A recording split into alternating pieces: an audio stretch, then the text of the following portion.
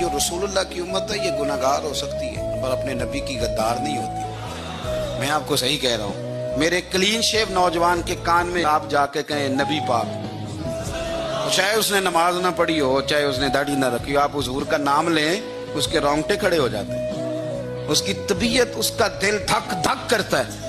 اس کی ایک ایک روح سے محمد محمد کی آوازیں نکلتی. یہ فیض ہے رسول پاک کا اور یہ کرم ہے اللہ کا اس امت کے ساتھ. امیر ملت پیر جماعت علی شاہ صاحب محدث علی پوری فرماتے ہیں ایک جگہ ہندوؤں کا جلسہ تھا، ہندو پنڈت تقریر کر رہا تھا، اس نے نبی پاک صلی اللہ علیہ وسلم کی شان میں معاذ اللہ کو بیعت بھی کر دی. مسلمان تھے ہی نہیں. ایک مسلمان تھا، وہ ملنگ نہیں ہوتے دوری ڈنڈے والے، اس کے پر رنگین ڈنڈا تھا، وہ کہیں دور بیٹھا تھا. تو اس نے سن لی اسپیکر چل رہا تھا تو وہ ڈنڈا لے کے تو سٹیج پہ چڑھ آیا.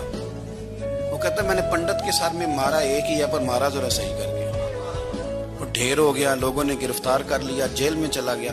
پیر صاحب کہتے ہیں میں ملنے گیا، صورت اخلاص بھی ٹھیک نہیں آتی، ربنا آتی نہ دعا نہیں کر سکتا، ملنگ ہے. میں ملنے گیا اور میں نے کہا یار نہ تو نماز پڑھے، نہ داڑھی رکھے، نہ تو مسجد جائے، پر تو نے کمال کر دی. تو کہتے ہیں پیر صاحب چھم چھم رویا اور پنجابی میں کہنے لگا پیر صاحب میں گناہگار ہاں پر اپنے نبی دا غدار تے نہیں نا. یہ گناہگار اور غدار میں فرق ہوتا ہے.